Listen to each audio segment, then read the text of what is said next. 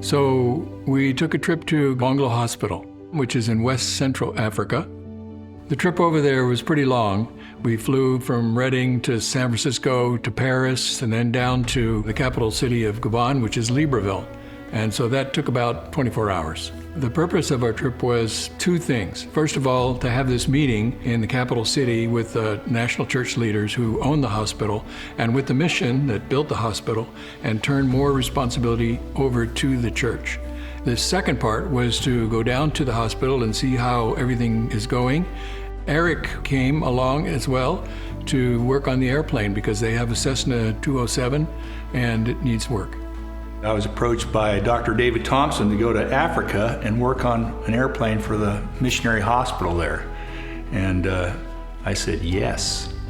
And what an adventure. In the capital of Libreville, which is about 300 miles away from Bongolo, where the hospital is, he went in to get some bananas, and the lady at the store asked where he was going. He said, Bongolo, and she said, well, Dr. Thompson saved my life 25 years ago. And he goes, well, I'm Dr. Thompson. She says, oh no, he died years ago.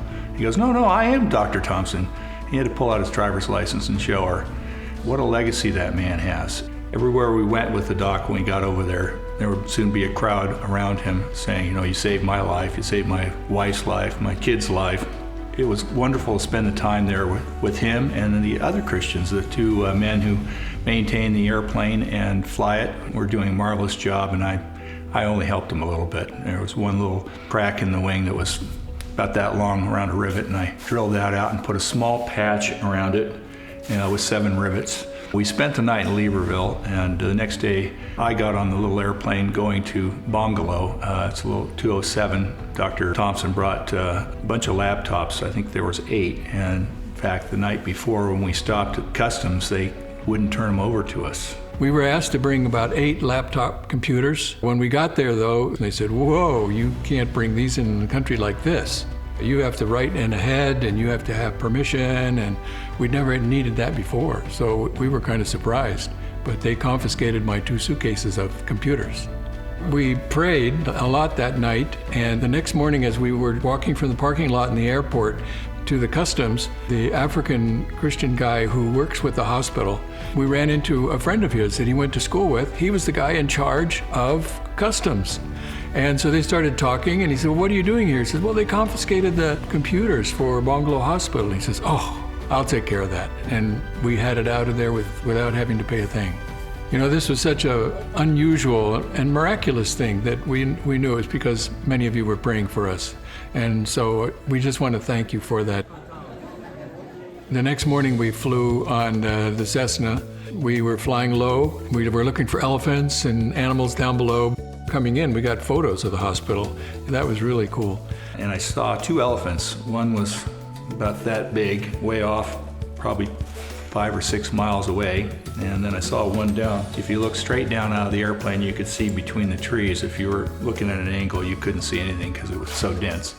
We had several of the missionary couples meeting us at the airport, which is a private airstrip, and they drove us to the hospital, which is about a 10-minute drive. The sidewalks are just filled with people in the little town as they're buying things in the stores. And there are a few taxis, but there are not many cars.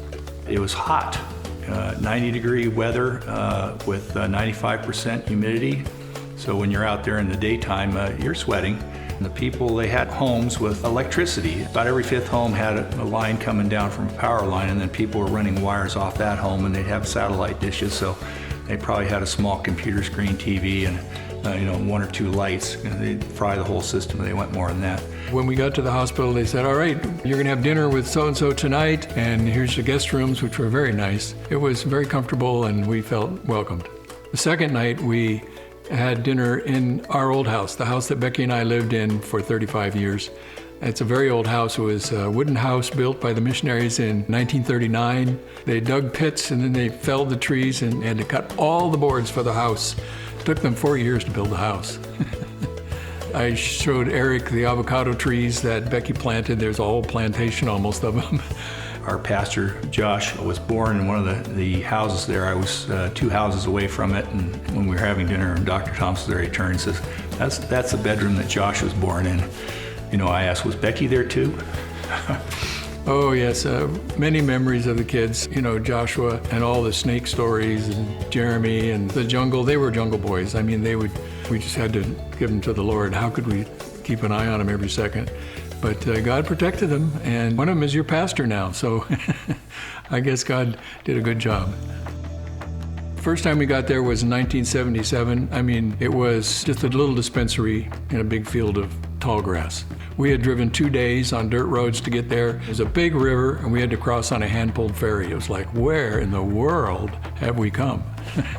But that's where we started. We lived up in that other house. There were other mission houses and church planting missionaries involved there and so forth. Our focus was the medical work, and that's how we started the hospital, 1977. Little by little, God gave us resources, and we were able to gradually build the hospital over a period of 40 years. Becky started a nursing school with the other nurses, so we had staff, and they were discipled during the nursing time. People started getting saved at the hospital. It was just a wonderful thing. Then we got a surgery building built, and I started doing surgery. Eventually, in 1996, we got the idea to start training and discipling African doctors to be surgeons, and that turned into a huge project that's still ongoing today. That organization, which is called the Pan-African Academy of Christian Surgeons, that is now spread to 23 mission hospitals in Africa. Our hospitals graduated 23 African surgeons, all of whom are still in Africa and serving the Lord. But PACS and all these other hospitals too, the total number of graduates, 155, and this year we have another 171 in training.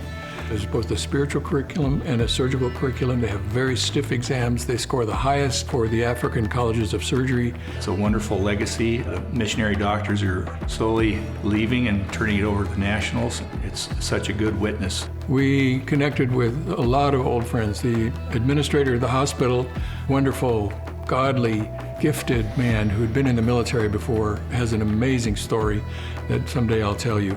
Oh, there was another fella.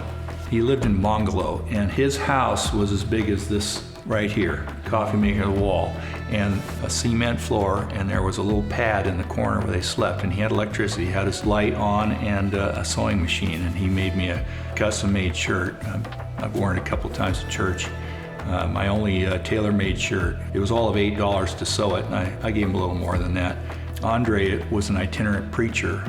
He walks 30 kilometers every Sunday to go to different villages and preach the gospel. And you know the Lord, you'll meet him too. One of the things that we did while we were there was to find out what was broken, what needed to be fixed, and there were a number of items that were really serious. 2 of their 3 autoclaves shorted out when the transformer caught fire. An autoclave is where you put everything that you're going to use for surgery that has to be sterile. Without an autoclave, you can't do surgery. I've already contacted Samaritan's Purse to see if they can help. Either send us new ones or make a video and tell us how to fix it. During the time that we were there, it was just very short, few days. The president of the country, new president, who took over in August, his wife is a Christian from the Christian and Missionary Alliance Church. This president is wildly popular. But he was there, and a huge crowd, about 5,000 people gathered in the town across the river from us. Then he came and visited the hospital. While he was in the eye clinic, he said, "Hey, I haven't had my eyes examined for a while. Could I have my eyes examined?" So they sat him down and gave him an eye exam. I mean, that was really great for the hospital. But a really serious issue is that the hospital insurance plan that the government is supposed to pay and keep up on, they are $600,000 behind in repaying.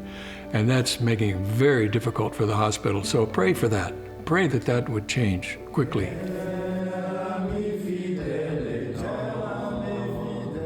I think some of the things that we could learn from the African Christians, their willingness to experience poverty and not to feel like they're somehow not loved by God because they're poor.